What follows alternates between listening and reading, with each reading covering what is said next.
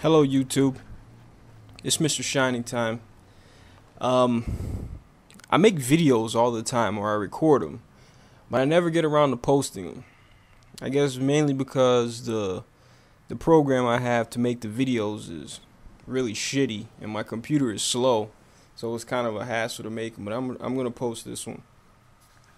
The title of this video is "Who Told You You Were Black?" And I'm borrowing that phrase from Prophet of Doom. I think he used it in one of his videos, and also something that Malcolm X said in a video, a recording that was made of him from one of his speeches a long time ago. I think he was giving a speech to some people, asking them who taught them to hate themselves and hate their nappy hair and shape of their nose. And that's what I want to talk about right now, is who told you you were black? You know, this whole idea of blackness is something I've been thinking about lately, because I've been reading a lot of news articles, particularly on Clutch magazine.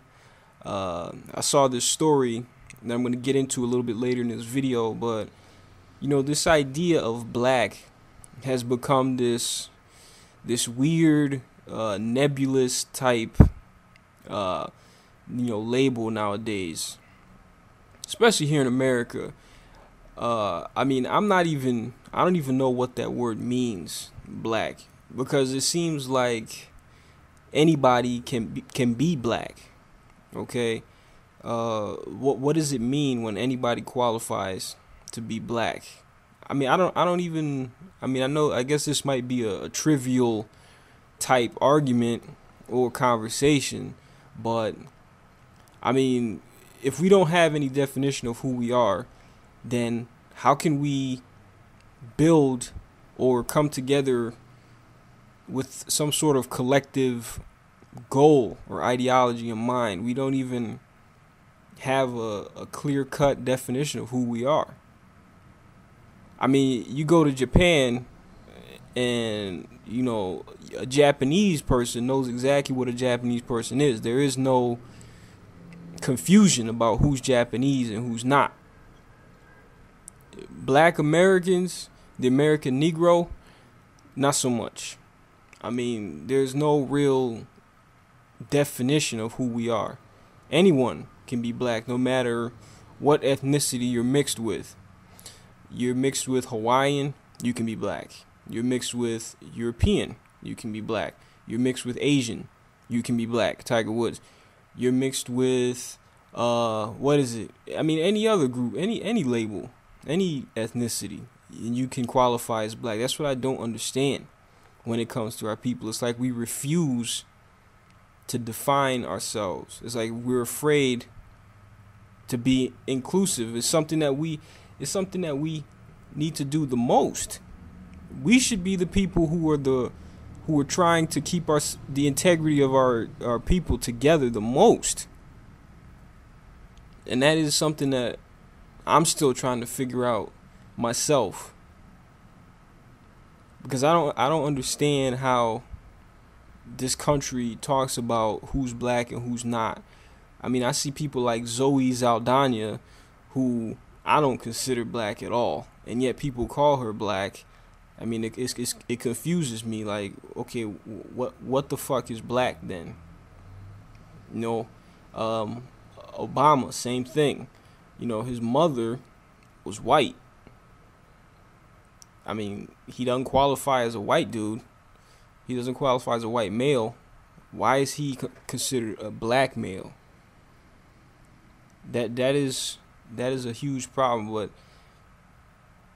you know, this story that I read that prompted me to make this video was this story about a black NHL player who, I guess because the NHL is locked out right now, he went to go play over in Europe, in the Czech Republic and in Germany. Now let me just say this. I mean, if you're black and you're going to Europe to live, I mean, that's you're asking for trouble. You're asking for a miserable existence over there. I don't even know why any African American would go over there to live. especially somebody as dark as this guy. I mean, where do you think the racist attitudes here in America originated from historically? That's what I don't, I've had several opportunities to take trips over there, like school trips where they're talking about going to France or some shit like that, or Spain. I've never had any desire to go to Europe, and I've never plan on going over there.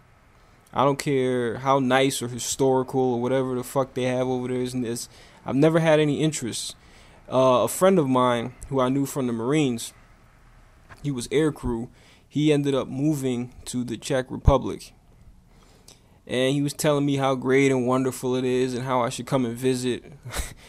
Until I told him I have no desire to go to Europe whatsoever, But see, he can pass over there because he's Native American, so he doesn't look black. He kind of has the light-skinned Native Americans who were mixed with white and have been essentially wiped out. That's what he looks like. You know what I mean? Those Native Americans who you can't really tell are Native American.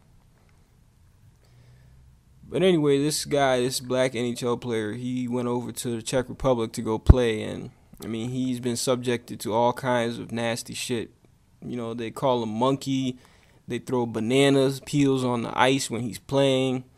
When he's sitting on the bench, people are yelling all kinds of nasty shit at him and screaming. It's crazy, And my thing is,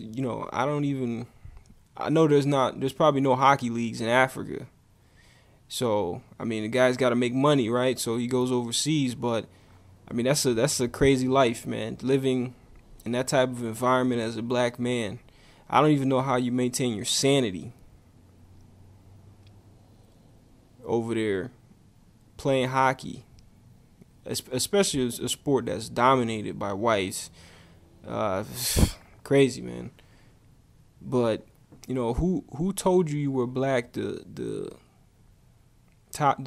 title of this video is something that I was thinking about after watching one of the videos here on YouTube, and it got me to thinking.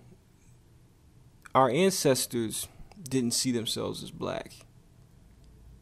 Like Prophet of Doom would say, our ancestors didn't see themselves as black. They were simply part of tribes or ethnic groups. That was their identity. They did not see themselves through this color that we have here now, that we see ourselves, that we frame our mental state through. They didn't use that prior to slavery, prior to the encounter with the Europeans.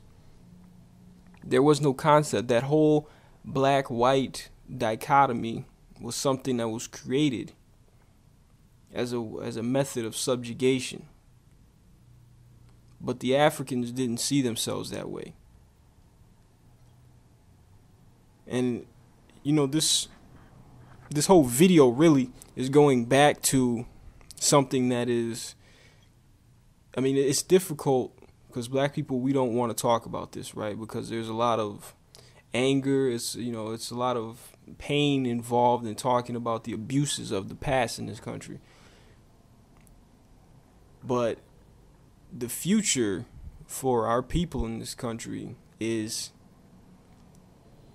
doing the work necessary to stand on our own 2 feet and to be self-sufficient and to have respect for each other and dignity for our people.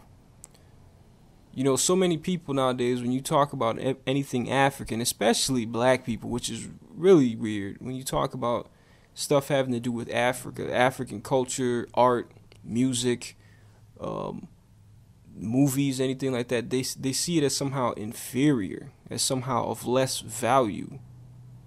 You got people here complaining that there are no decent roles, that black women are not portrayed decently in Hollywood movies, and yet there are so many movies made by Africans. All you have to do is search on the internet. Can you imagine if African Americans were to support these movies? How much money that these African directors could use to make better movies, higher quality movies. And if you watch these movies made by Nigerian directors, they use Nigerians, quote unquote black people, right? African people. And the stories are diverse. They give a fair treatment, not a stereotypical treatment to African American characters or African characters in general.